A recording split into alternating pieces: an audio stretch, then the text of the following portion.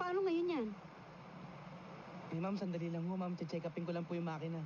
Diyan lang ho kayo.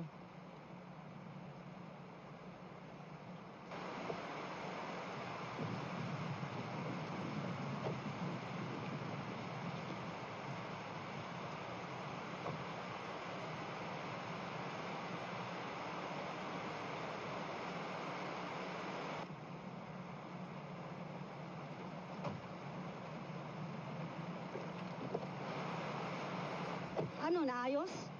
Eh, ma'am. Kailangan po ng tulak, ma'am. Tulak?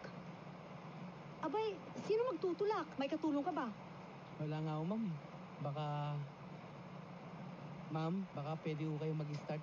Tapos, ako na lang ho magtutulak. Ako?